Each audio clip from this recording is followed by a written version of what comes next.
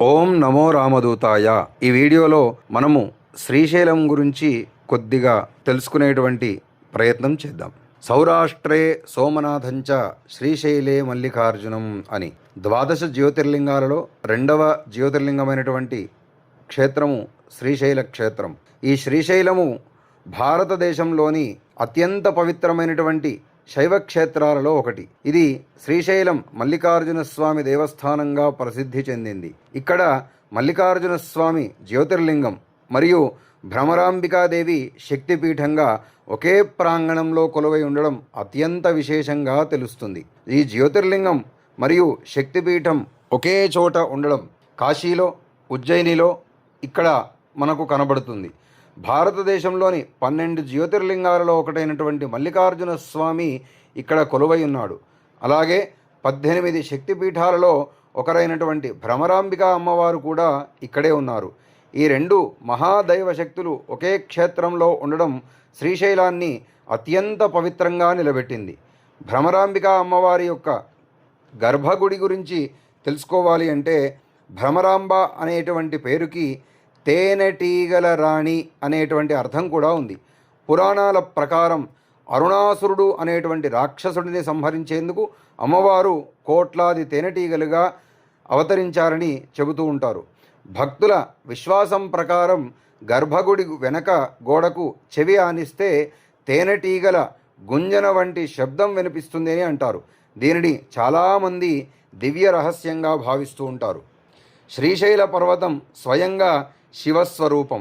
స్కాందపురాణం ప్రకారంగా శ్రీశైల పర్వతం సాధారణమైనటువంటి కొండ కాదు. మొత్తం పర్వతమే శివుడి యొక్క దివ్య రూపమని, ప్రతి రాయి కూడా శివలింగ స్వరూపమని భక్తుల యొక్క ప్రగాఢ నమ్మకం. అందుకే శ్రీశైలం నేలపై నడవడమే మహాపుణ్యకార్యంగా భావిస్తూ ఉంటారు. పాతాళగంగ రహస్యం ఏంటంటే శ్రీశైలం సమీపంలో ప్రవహించేటువంటి కృష్ణానదిని పాతాళగంగగా పిలుస్తూ ఉంటారు. పురాణాల ప్రకారం ఇది గంగాదేవి యొక్క దివ్య ప్రవాహమని తెలుసుకోవాలి. ఇక్కడ స్నానం చేసి స్వామివారిని దర్శిస్తే అనేక జన్మల యొక్క పాపాలు నశిస్తాయని పురాణాలు చెబుతూ ఉంటాయి. శ్రీశైల క్షేత్ర దర్శన యొక్క మహిమ పురాణాలలో ఒక ప్రసిద్ధమైనటువంటి వాక్యం ఉన్నది. అదేంటి అంటే శ్రీశైల శిఖరం దృష్ట్వా పునర్జన్మ న విద్యతే అని. అంటే శ్రీశైల శిఖరాన్ని దర్శించినటువంటి వారికి పునర్జన్మ ఉండదు అనేటువంటిది. ఈ కారణంగా శ్రీశైల శిఖర దర్శనానికి ప్రత్యేక ప్రాముఖ్యత ఉన్నది అని మనం తెలుసుకోవాలి. నల్లమల అరణ్యాల యొక్క ఆధ్యాత్మిక శక్తి ఏంటంటే శ్రీశైలం చుట్టూ విస్తరించినటువంటి నల్లమల అడవులు అనాది కాలం నుండి ఋషులు, యోగులు, సిద్ధులు తపస్సు చేసినటువంటి ప్రాంతంగా ప్రసిద్ధి చెందినాయి. ఇప్పటికీ ఈ ప్రాంతంలో అనేక మహాయోగుల యొక్క దివ్యశక్తులున్నాయని మనకు అక్కడ స్థానికంగా కనబడుతూ ఉంటాయి. ఒక గోపిక అయినటువంటి చంద్రవతి ప్రతిరోజు తన ఆవు ఒకచోట పాలధారను పోస్తూ ఉండడాన్ని గమనించింది. ఈ స్థలాన్ని తవ్వగా స్వయంభూగా శివలింగం ప్రత్యక్షమైందని పురాణ కథనం. అదే నేటి మల్లికార్జున జ్యోతిర్లింగం అని కూడా తెలుసుకోవాలి.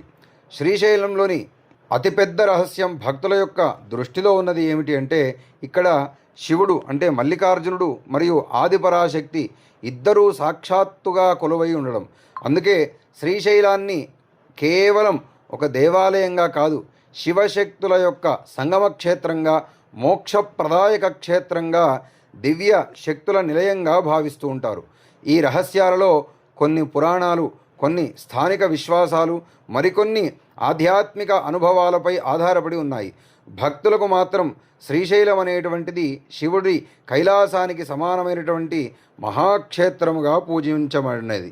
కాబట్టి ప్రతి ఒక్కరూ కూడా శ్రీశైల ఆలయ స్వామివారిని, అమ్మవారిని కూడా దర్శించుకొని తరించాలని, అట్లాగే కేవలం విలాస యాత్రలా కాకుండా ఆధ్యాత్మిక యాత్రలాగా, తీర్థయాత్రలాగా సాక్షాత్తు కైలాసానికి వెళుతున్నటువంటి స్థితిలో మనం శ్రీశైలానికి వెళ్ళి స్వామివారిని దర్శించి శత్రు రుణ రోగ బాధలు తొలగించుకోవాలనేటువంటి విషయాన్ని తెలియజేస్తూ ఓం నమో రామదూతాయ.